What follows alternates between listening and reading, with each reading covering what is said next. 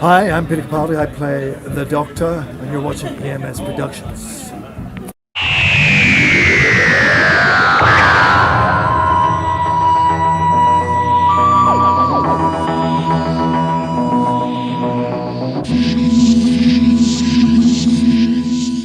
Hello everyone and welcome along to another one of my Doctor Who reviews, where today I'll be looking at the surprisingly good Under the Lake. Now before we start, I just wanted to say I hope you like the new intro I've been using on the last few videos. Obviously I've got the Capaldi intro, but then I thought sort of chuck a bit more of a title sequence on, so I'm using the Ambassadors of Death unique opening title, just because I like the way that they edited that bit together, and so a nice little sort of sting on it, and so I use that. I hope you do like it. So now, Under the Lake, and well, I should have a confession to make that having not rewatched this since I believe like a week or two after it aired, so that would have been October. Haven't watched it since October, and in my head, it had become a very average episode. It had very much become a sort of 6.5, 7 out of 10 standard Doctor Who, pretty meh. It just sort of almost a filler episode. So I kind of went in with those sort of expectations to when I rewatched it last night. And well, it was absolutely so much better than I remembered. It's a proper classic Doctor Who story, and I just forgotten how actually it is really, really good. So obviously I'm going to cover all the things that make it really good. But yeah, I was just really surprised. I was sort of like, apologies if I've ever made out that this episode isn't that good, because actually it is a great episode. So obviously, at the crux of it, it's your classic base under siege story, which frankly this story wouldn't feel too out of place in the Troughton era of the late 60s, because he was very much full of base under siege stories, and it's very much sort of classic Doctor Who sort of set up. You've got that base under siege, you've got a small sort of crew trapped in a base that's in case it's underwater. You've got the one guy who's a bit of a vested interest, usually into money. You hate him from the off and he gets killed off usually, so that's all good. And it's very much sort of set up with lots of mysteries and intrigue, and it just sort of all builds on the classic sort of Doctor Who story. Like, if you showed this to someone, this episode, you could say, this is Doctor Who, this is the basis of sort of how a Doctor Who story is sort of based on, and how it's worked through the years. And so I feel like this is and it doesn't feel like too much of a rehash of course it's taking a lot of ideas that have been used before, but it still feels like quite a fresh idea with the whole ghosts in an underwater base. We've never really had anything quite like that for a base under siege story before, so I think that was a really good idea and a concept, and actually it came off a lot better than I remembered, so that was good. So running through sort of some parts of the episode that kind of are worth talking about if you like. You've got the opening sequence where they set it up in the underwater base. Moran, I think his name is killed. Some people, you may know him from Torchwood Children of Earth. He is the American, like, president or general or something. The guy, he's the American guy who sits in the office with the PM and tells them we're taking over and stuff. You may remember him if you've seen Torchwood Children of Earth. You may have known that already. I'm sure you did. If you're watching my videos, you're a proper fan. So, but yeah, so he was back. He didn't really have much of a role though. He kind of had 3 minutes of dialogue and then just spends 2 parts mouthing the same 4 words for the next like 80 minutes. So that was really a fun role to play. But yeah, so we kind of set that up, get all the crew members, start to set up the mystery of what is this little sort of spaceship or rocket ship they've discovered and been found, and what is this ghost that looks like a mole man, as they called it. So yeah, that's a really good sort of this story is very much based around sort of mystery, creating questions, and then sort of trying to figure out answers to questions. I think that's sort of, rather than a lot of stories just sort of getting through a plot without the same sort of mystery of, this is more sort of invasion stories are just, it's an alien invasion, there's no real mystery other than why they're invading, but usually that's fairly obvious. And that, actually, on another point, is kind of the other main classic Doctor Who story. You've got base under siege and you've got alien invasion, and those, for I'd say a good 70-80% of Doctor Who episodes, you could put an episode into one of those 2 categories. Obviously there's still a few episodes in lots of different categories. I mean, Heaven Sent's obviously a bit different, Sleep No More even from Series 9 is a bit different.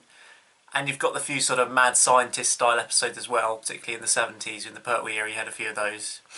But generally I'd say that a lot of episodes would come in under that alien invasion based under siege type of story. So just picking a classic story, a classic way to do it, if you like. But anyway, coming back to that, where was I? On the title sequence, and the mystery of this episode is what makes it, I think. So, well, not really much more to say on that. And on the opening sequence, sets it up nicely, brings in all the characters. You've got Cass, Lunn, O'Donnell, Bennett, Richard Prichard. Why did they call him? That's the most laughable name you've ever heard. Why would you call someone Richard Prichard?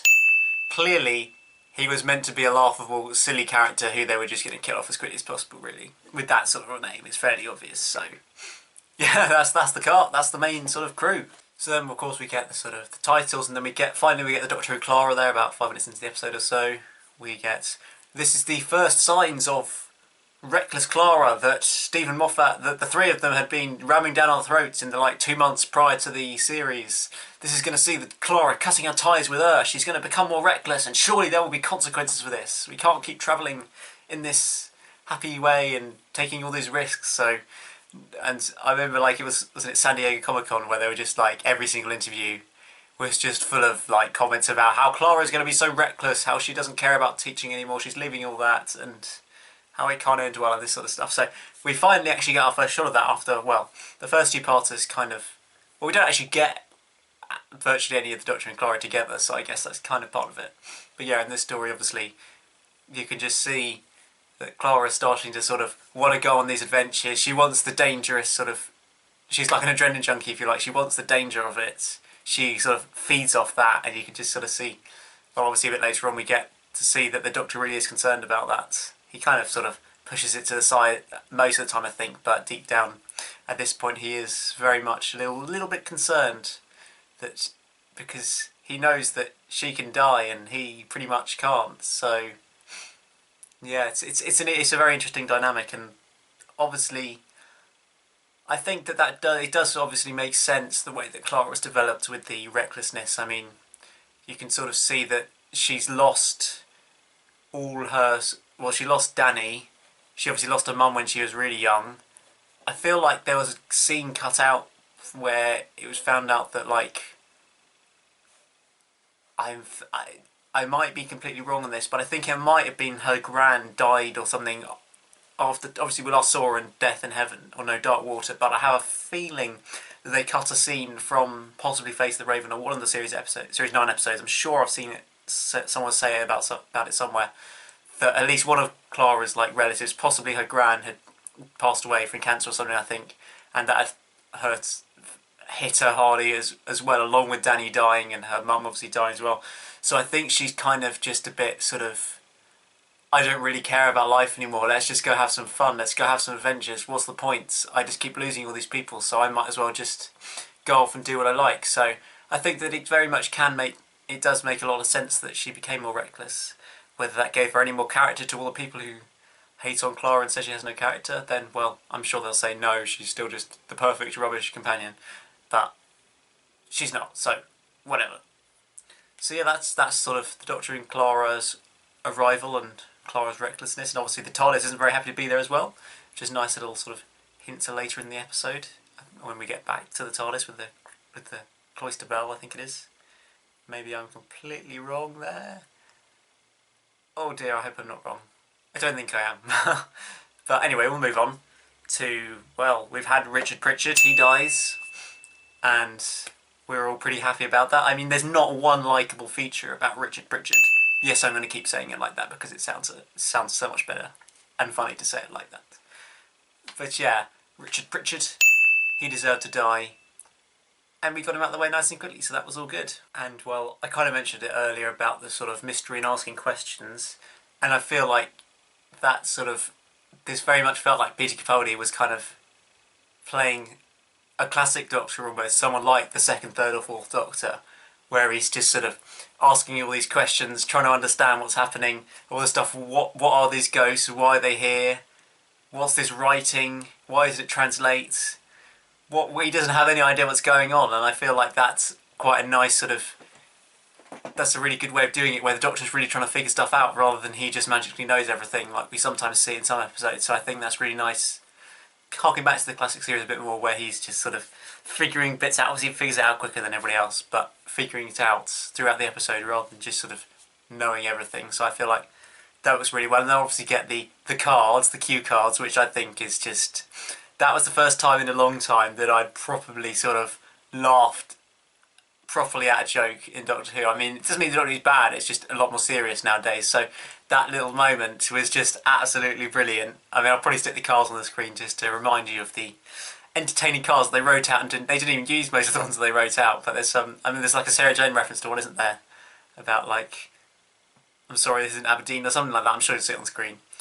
But so that was just a really nice moment where the Doctor, it sort of showed that the Doctor just seemingly cannot socially interact with other people. So that's a sort of really showing the Doctor to be more alien, because obviously in New Who generally, I'd say, particularly with 10, not quite so much with 11, but still a bit, that he'd become much more human, if you like, and able to interact with humans so much better.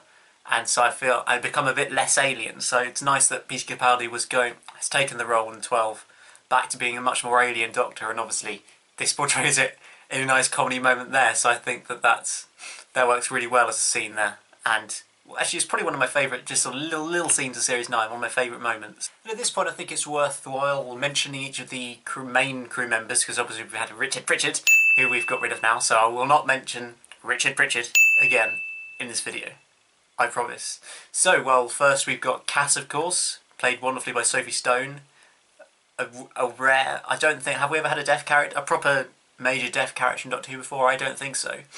And as I believe she talked about in an interview, and what is made very clear, is that her disability doesn't really matter.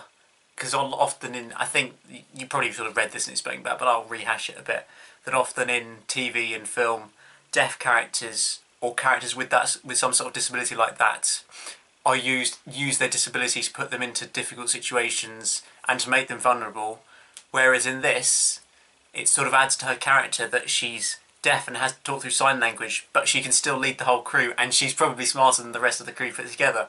So I feel like you've got to give it to Toby Whithouse there for his sort of writing of a really strong character, a deaf character with a disability, really written really strongly. So that's really sort of breaking the barriers, if you like, as sort of equality and how disabled characters and different characters are written. So that was really impressive to see there. So, and Sophie Stone put it off fantastically in this episode, and in the second part as well, obviously. But yeah, so she was a really good character, and obviously had a great relationship with Lun.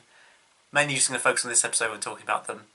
But yeah, and you can see that Cass obviously is trying to protect Lun. I can't remember who played Lun, actually. Apologies. I can only remember who played Cass because she was the main one, and I think I follow her on Twitter as well. So, but anyway, and so you got Lun there, and it's nice to see Cass trying to protect her, because she just, obviously, as she's proved right, that it's a good idea that Lun didn't go into the spaceship. But it's nice that Cass has that sort of instinct to protect him and to keep him from going in there. She just feels like there's probably something bad going on there. And Lun sort of almost, at this point, is almost playing it as the sort of like best of friends, brother-sister relationship, sibling relationship maybe. But obviously then it turns into a love relationship, love story, love relationship at the end of part 2. But at this point it's really sort of nice, the great sort of rapport and relationship they have with each other, which I think works fantastically well on screen. And obviously you've got Lun translating for Cass all the way out. Even if, I remember they said that even if Lun isn't appearing on screen, he'd still be doing the signing, even though no one was actually going to see it, just because it worked better with the flow of the episode. So that was sort of nice, going the extra mile, if you like, to sort of put it in, which is really good.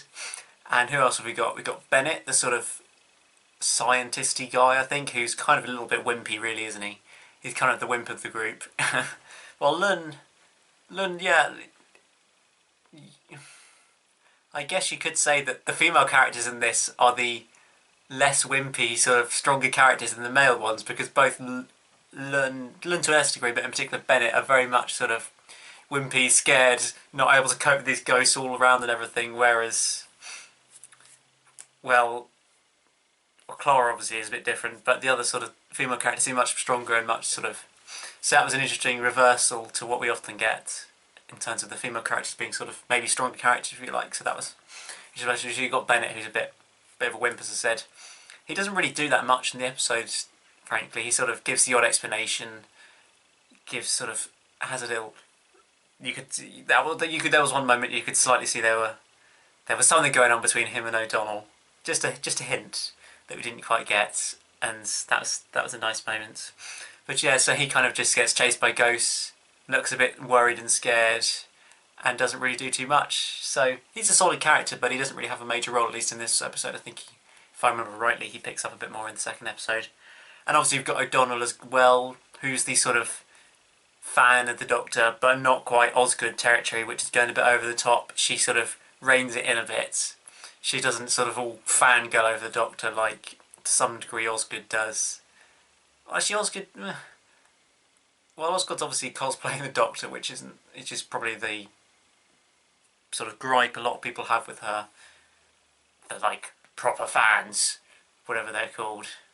You know, the ones who sort of want to dislike most of Doctor Who, even though, and then call themselves huge fans. But if it's not from the classic series or written by these certain writers, if it's written by Moffat, it must be terrible. And I just sort of not particularly like those people who just sort of hate on 90% of Doctor Who and then call themselves the biggest fan. And I love the show, yet you hate 90% of it. So yeah, that's not the way to do it. You need to enjoy it, not moan about it and say how everything's terrible.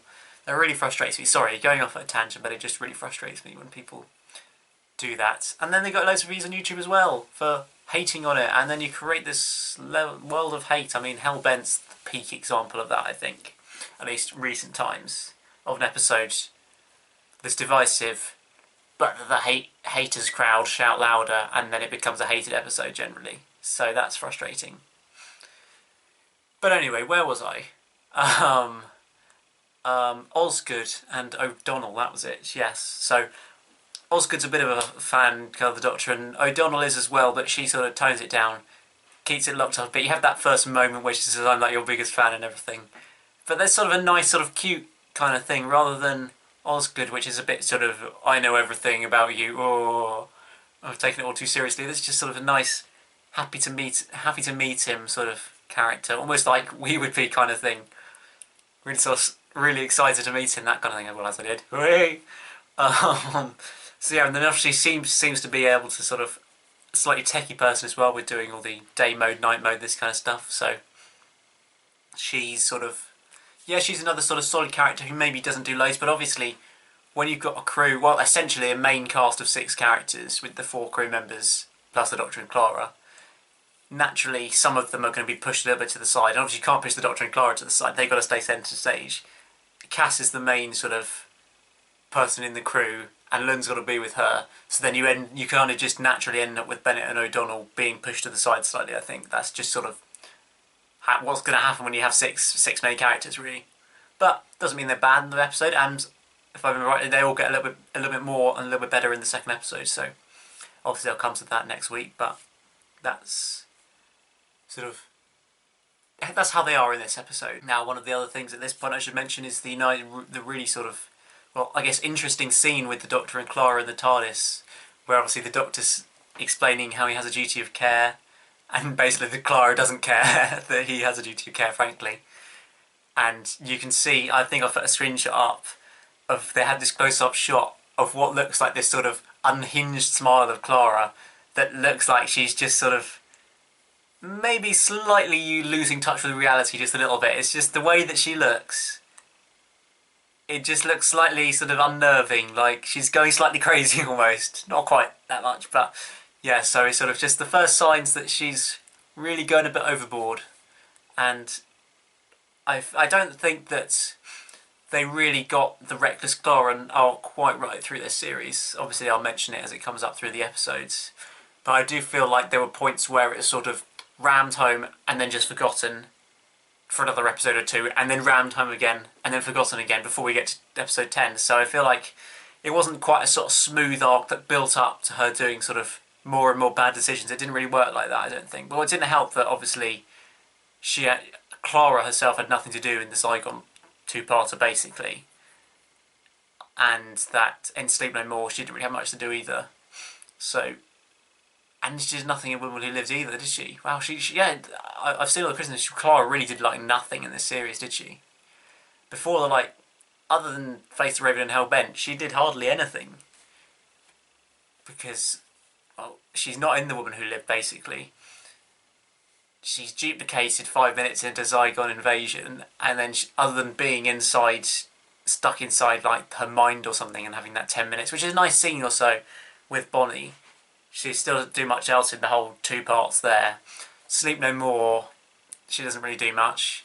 And then we have to face the Raven. So yeah, it's an interesting one how they sort of went, I think they went too far back on the Clara Who of Series 8, and then they went too far back and made it Doctor Who, but not even with their lead Clara either. So that was, yeah, that's a slight disappointment when now I think of it now. I hadn't really thought of it in the same way before. So, but anyway, that's kind of going a bit further ahead than we need to at this point. We're only on episode 3 of the series, and obviously I haven't seen them all before, have I? I shouldn't be saying these things. I'm just spoiling you all. Oh dear, I really should have done these at the time, but it didn't happen. And, well, there we go. So, Reckless Clara, what's going to happen? Another one of the scenes I really like is the whole sort of capturing the ghost kind of thing, a bit of Ghostbusters, trying to catch going ghost hunting, and I really like that sort of. It felt like something that would have been in Classic Who, I think, where you sort of formulated this whole plan, and then you just see them putting it into action and carrying it out, or setting it up with sort of moving around all the corridors and stuff. Although one oversight that I don't really quite understand how they didn't think of is, why did they assume that the ghosts weren't going to split up? Did I get it wrong? Was it because they weren't meant to see Lun or something, and he wasn't meant to be seen? Was that why they didn't assume that they wouldn't split up, because they thought that they wouldn't see Lun as he ran through, and so they would only follow Clara? Maybe it was that, or maybe they were just a bit silly with their planning. Let me know if you know why. Maybe it was just that, as I said, or maybe not. I can't quite remember. So yeah, let me know. But it seemed, if it was the case, then it seemed a slightly strange lack of planning, that they kind of just hoped and assumed that the ghosts wouldn't split up, which doesn't really make any logical sense. But whatever. So it was a nice scene, getting into the Faraday cage, obviously, in the end, and the music on that scene is fantastic. I really, really like that sort of. It's very different, with it's almost drum and bassy style sort of thing. Very different. A lot of the soundtrack for this series has been very different, and that's made it really diverse and interesting and great to listen to. So I'm so looking forward to that Series 9 soundtrack, and I'm sure it will be out soon. It was about the 20th of April last year when the Series 8 soundtrack was announced, and it came out about a month later. So there's hope that within the next month we might get an announcement of the Series 9 soundtrack, if they're sticking to the same schedule as last year.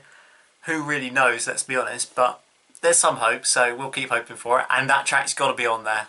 Please put that track on there. I love that track. That's definitely my favourite track from this episode, although I do love some of the 12's theme variations in this episode as well. They're really, really nice sound to it as well. But that's an interesting, fun, exciting scene to sort of get us into the Faraday cage. Then we finally sort of start to get a few more answers of what are the ghosts saying with the whole the dark. What was it? The Forsaken and the Temple. The Dark, the Sword, the Forsaken, the Temple. There you go. And if you want to be like Moran and the Moly guy, the Tivolian, there you go. Was it Tivolian? He's from Tivoli, I know. Is he called a Tivolian? I can't remember. Harking back to the God Complex when we had David Walliams playing that guy, I can't remember his name. But whatever his name was, yeah. They're just like the most pathetic alien race you've ever met, who will just sort of accommodate your alien invasion. Just help you invade us. We like to be enslaved. This kind of stuff is an entertaining race, but they're the most pathetic thing ever. That's the ghost. And obviously, as I was going to say, is if you want to try and be like Moran and what he had, or whatever the actor, I cannot remember his name, had to do in this episode, why don't you try standing for about an hour and non-stop saying the Dark, the Sword, the Forsaken, the Temple, just mouthing it. Why should you just say it? And see if you go mad, really. Because I'm not sure how they didn't when they had to spend all day, every day while they were filming, just saying those 4 words consistently every time they were in shot. I feel like that might have driven me insane, so I'm impressed that they actually were able to do that.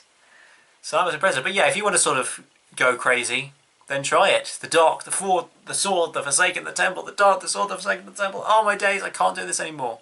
So there you go. There's your suicide option for you for today. And so the ghosts themselves, the sort of CGI and the way they're done they look fantastic.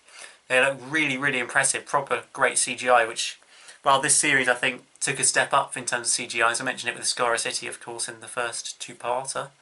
And then we've got the fantastic looking ghosts, and also actually the setting of the underwater base. I think the corridors look, obviously they're just corridors, but I feel like they look really impressive, and particularly the sort of contrast between the day mode and night mode, where you've got them all sort of, in the day it's all sort of white with a little bit of greeny blue for the sort of water, in the day that is, and in the night you've got these sort of orangey, reddy, yellow colours of sort of almost like a sunset kind of style, sort of serious rustic as well, for when it's in the night. And I thought that the sort of contrasting colours and the way that all the sets are designed look really impressive for this episode. So that was a really impressive look, considering that it's all basically just in one location. The whole 45 minutes are just stuck inside this base.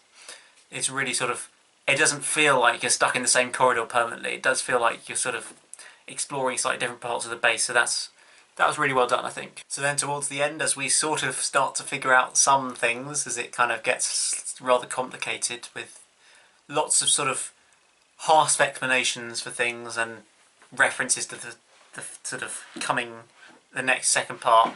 And there was one, and the moment when they get the chamber in, what's it called? I can't remember what it's called, but you know, the big white chamber where there's supposed to be the pilot in.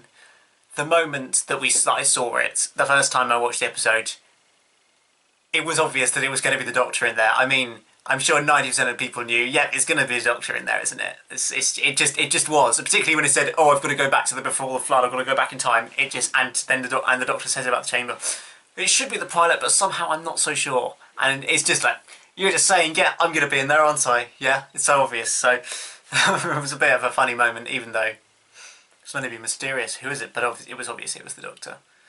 But obviously that's a spoiler, so apologies if you haven't, yeah. But don't watch this if you haven't watched the second part. You don't want to do that, because I really do spoil things, don't I?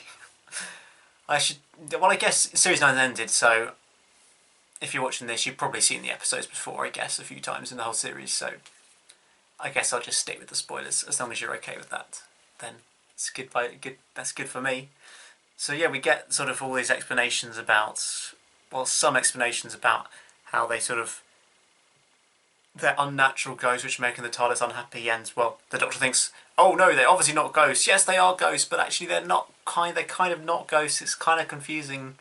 We don't quite know for sure whether they're ghosts or not. And then the writing as well. The writing isn't really writing. It's like it's a transmitter.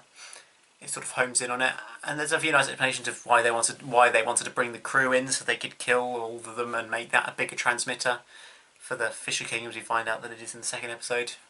And all this kind of stuff, which is just sort of all these little bits of information which set up the second episode, which gets extremely complicated, and I can't even understand half the plot, but that's for next week. And maybe I'll understand it when I watch it tonight, who knows, but we'll find out in my review next week if I actually understand the episode, but I might need you to explain before the flood.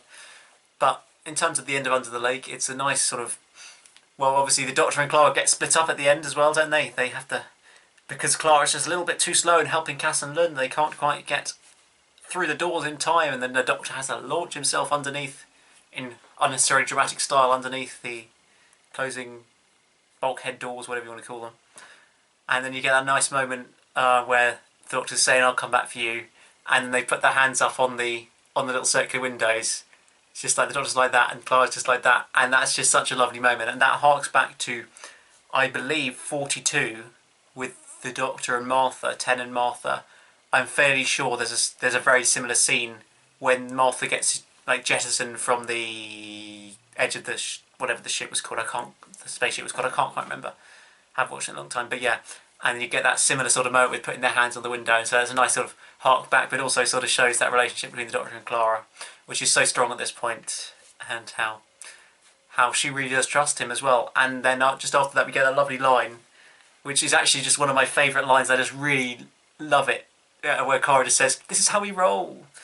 He'll go away, come back and tell us, and we'll have to listen to how he did it." And it's just sort of, I just love that moment. Is just sort of one of my favourite. Just that line, it's just absolutely brilliant.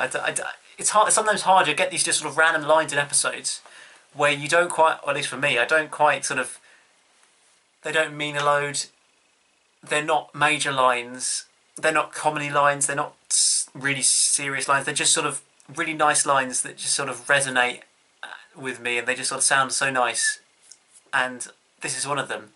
And it's sort of just showing again that Clara, has complete faith in the Doctor, that he'll go, solve it, come back, and it'll all be happy days. And she's happy to just let him go off and do that because she knows it'll all be back to normal and it'll be fine. And obviously that spirit and that confidence kind of gets crushed when we turn to the window and the cliffhanger. And what is this? It's another ghost. Who could it be? It's the Doctor. Oh, next time. To be continued. This is the end. Oh dear. And that is one slight gripe I have with, well, frankly, Doctor Who cliffhangers in general.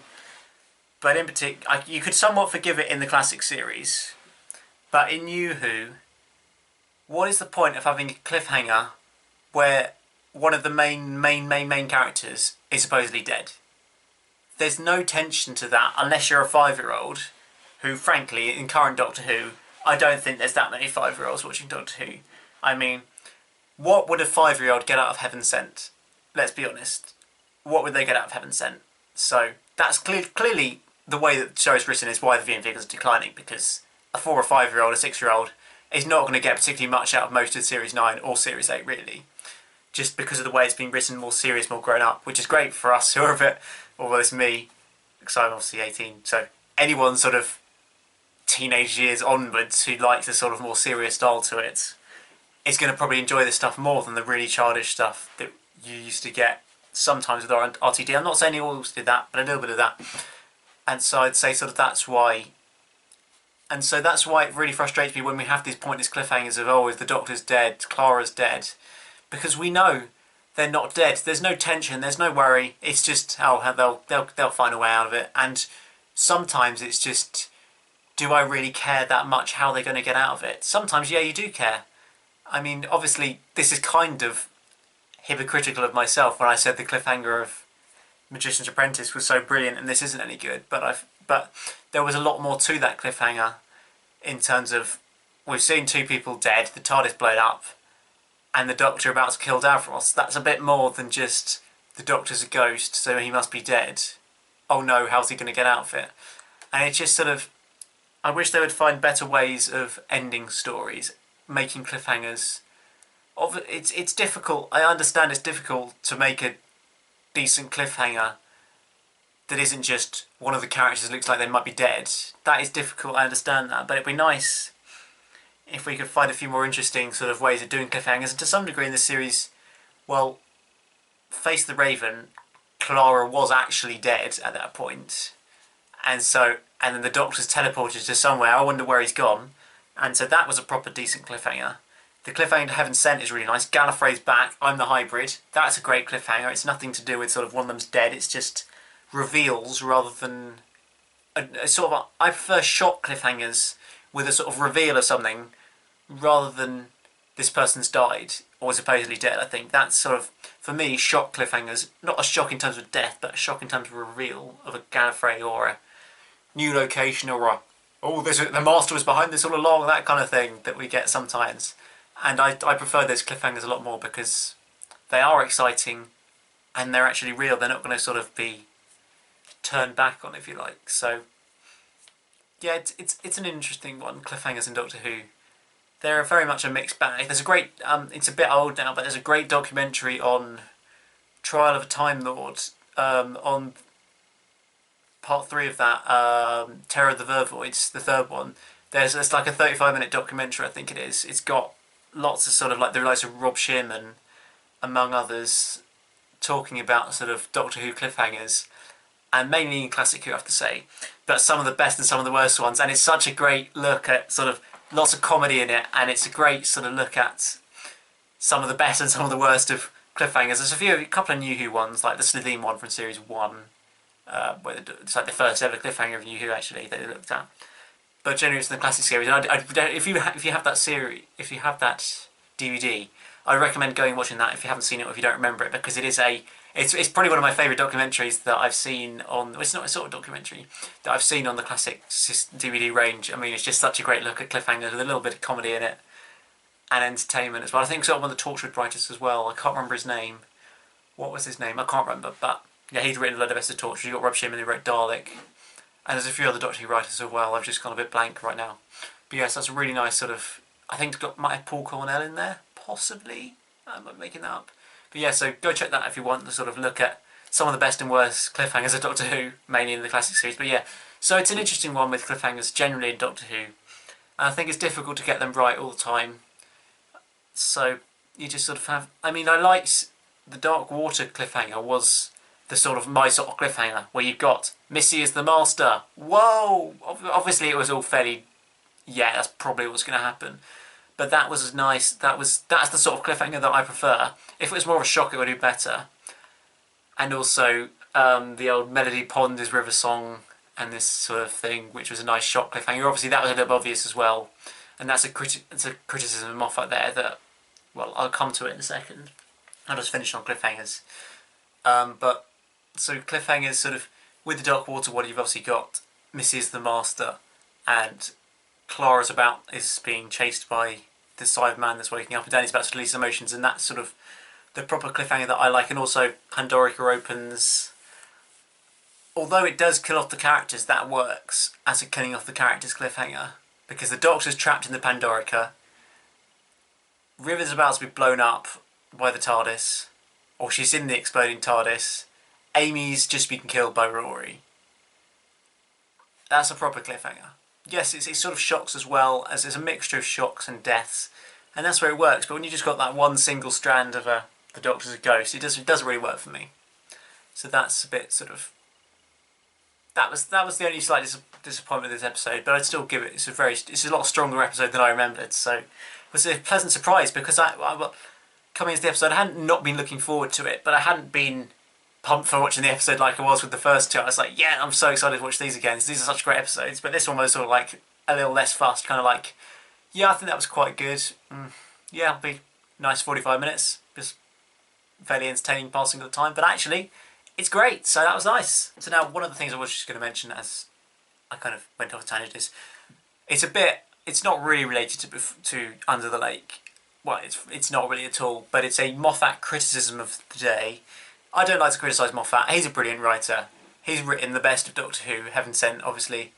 And just so many of his episodes have been absolutely fantastic. But one of the criticisms I would give of him is the way that he does the sort of mystery woman arcs and how they really don't work. Because, well, we've had sort of several... You've had River, 2 arcs around River, which was the Who Did She Kill and Who Was Medley Pond. You've got Clara arc, which is slightly different, and you've the Impossible Girl, obviously, and you've got the Missy arc. And just leaving Clara to the side at the moment, but looking at the 2 River arcs and the Missy arc, Moffat seems to like to try and set up the mystery of who could this woman be, who is she really, what has she done, this kind of thing. So looking firstly at the who did River kill, I mean, he tries to create a bit of a mystery, but then it's the most obvious answer, oh, she killed the Doctor. Wow, well that wasn't hard to guess, was it? And then we get, oh, River Song, I wonder who she is, all this mystery about Melody Pond. Who's Melody Pond? Oh, she's River. But that was the most obvious answer from the start, wasn't it? So you'll find out who I am soon enough. She's always saying to the whole like Series 5 and then half of Series 6. And then they just throw us the most obvious answer as well. And with Missy, from the very beginning, 90% of people's first reaction was, oh, she's obviously the Master of Regeneration to female form, because she's called Missy, Mistress, Master. It's so simple. And so it turns out Missy's the Master. Why can't Moffat do something different? And if he's gonna do another mystery woman arc or mystery person arc or something like that, obviously he's only got one more series to do it, but in Series 10, I'd just like it if it wasn't the most obvious answer, because that's disappointing when you have all this build up, all this hype to, well, the Missy thing. I remember because I was much more involved in that because, well, I was a bit younger and wasn't quite up with all the forums and websites and stuff in Series 5/6, but then we had Series 8 with the whole Missy arc. I was following all the comments all week, and there were so many more interesting answers that we could have had. We could have had the Rani, we could have the Valeyard, we could have had anyone else except it being the Master again. Why did Moffat have to pick the most obvious and frankly not quite as interesting answer? It just didn't seem necessary. So that frustrates me, that the way that his arcs are trying to set up a shock, but then there is no shock in the end. I mean, it's also like the Gallifrey cliffhanger. Oh, this one's going to be a whopper. I'm sure a whopper. Sorry, a whopper. This one's going to be a whopper. You won't see this one coming. And I'm fairly sure that, well, obviously the BBC spoiled it, but most people were fairly sure, oh, it's Gallifrey, that's fairly obvious. And then as soon as he puts the sunglasses on, you know he's going to say the hybrid is me. That's obvious as well. So Moffat doesn't seem very good at shocks or twists. He just picks the most obvious answer. He gives you too much information in the first place, and then it's not a shock. I mean, with the old River Song Who She Killed storyline, I killed a good man, like a really good man, the best I've ever met, or something like that. And it's blatantly, and this is in The Time of Angels, middle of series 5, and it's completely obvious at that point that she kills the Doctor, and yet they still sort of tried somewhat to pull it off as a twist when it so obviously isn't. So that's just, yeah, it's disappointing that Moffat didn't really pull it off very well. So I kind of hope that when Chris Chibnall comes in, he'll use some of his Broadchurch twists experience to bring in a few more sort of, because I love a good shock. I love a good shock on Doctor Who. That's what makes it so great. I mean, the Stolen Earth, that's a peak shock. No one knew that was coming. Obviously it didn't work out, and yeah, it completely collapsed in the second part. But looking at purely sort of the first part, no one was expecting the Doctor to regenerate in the episode. Obviously he didn't, but just at the first part, no one's expecting that going in. They're just like, yeah, he's signed up for the next year, it's all fine. It was only specials and stuff, wasn't it? But he signed up for the next year. It's all good. And then suddenly, at the end of this episode, shock, he's regenerating. And that is just, that's how Doctor Who should be. It should be shocks. It shouldn't be giving you too much information. So, because I remember I've seen Moffat say that before, that, oh, he likes to give lots of little bits of pieces of information so that you can put it together and work out the answer before the Doctor does, or something like that. Or before we see it on screen. And although that's good, I don't like that. I would prefer it if he gave us as little information as possible so that we can have wild theories, but it's not obvious. And then he can do the twist at the end. Shock. Well, I really wasn't expecting that, whereas there just hasn't been any of those. I mean, Ashilda, even if she hadn't been in the trailer for Hellbent, we always knew she was going to be in it. It was obvious. It was no surprise when she turns up again. It's all just, yeah, okay. The Gallifrey reveal wasn't particularly shocking in Series 9. And it's disappointing. So I hope that we get something major.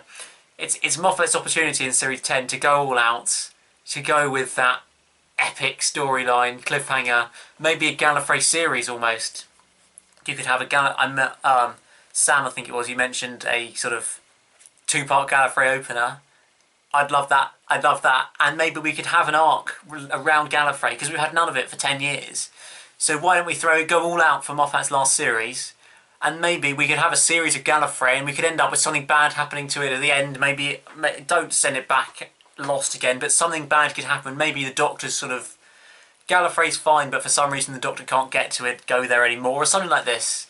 That just sort of, so we can have a load of Gallifrey stories, but then shut it off a bit maybe, so that so that Chibnall doesn't feel obliged to throw it into his first series. He can sort of hold it off and maybe keep it for 2 or 3 years before bringing it back again. So I think that would work a lot better. You have a 2-part opener with Gallifrey in, set up a massive story, like some evil plotting is going on inside Gallifrey or something like this.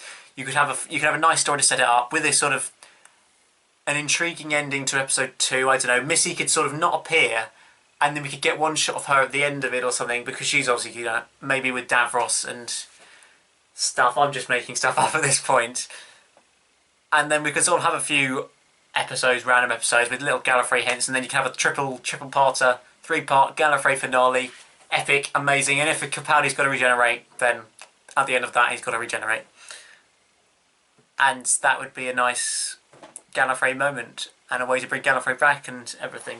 So there you go, that's one of my criticisms of Moffat for today. Apologies, I don't like to criticise him, he's such a good writer, but there are just sort of moments where I do agree with the Moffat haters in some of their criticisms. Most of them I don't, but there are some where I do, and this is one of them.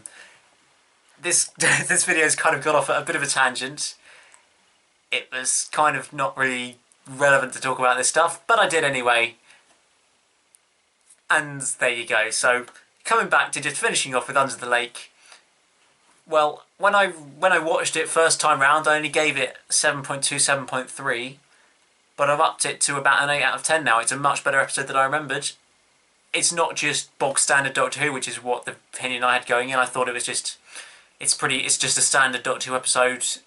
It's using all the tropes, standard normal things you see in Doctor Who. It's just sort of, that's just how it is. It's a pretty standard, boring, normal episode. But it really is much more than that. So if you don't think it's that great, give it another chance. Go watch it again, because it's actually a lot better than I remembered. And maybe it'll be a lot better than you remembered as well. So check it out. I gave it an 8 out of 10. And that's pretty much it. So follow me on Twitter, as always. I'll keep saying this for a few more videos, and I will drop it eventually. But if you want to, that's the place to be. If you want to interact with me, ask me questions. Obviously, you can YouTube question me, send anything you like. But yeah, if you want to see what videos I've got coming up, my rambling on Doctor Who, I'll usually, I did do a few comments on Under the Lake when I watched it yesterday. Obviously it's like 2 weeks ago for you, but for me it's yesterday. And on some episodes I might do a live, like, tweet along of my opinions as I'm watching the episode. If anybody's interested in that, I might do that. So check me out for those kind of things. Let me know if you want to see those on my Twitter. Follow me. And obviously, like the video, that'd be great. Always appreciate the support. It keeps me motivated to keep on making these videos, all the music related ones. Something else in the pipeline I've got coming up very soon now. Well, fairly soon now. And making these videos as well, these review videos, because I love to chat to you, kind of. And so yeah, let me know your thoughts on this episode. Anything else I might have said to tell me what you think of it. Anything like that. Let me know. Did you enjoy this? Did you hate it? Was it good? Was it bad? Was it the greatest thing since sliced bread? Or do you just want to burn it? I don't know. But anyway, I'm rambling now. I'm Elliot. I'm EMS Productions. Join me again next week for another Doctor Who review.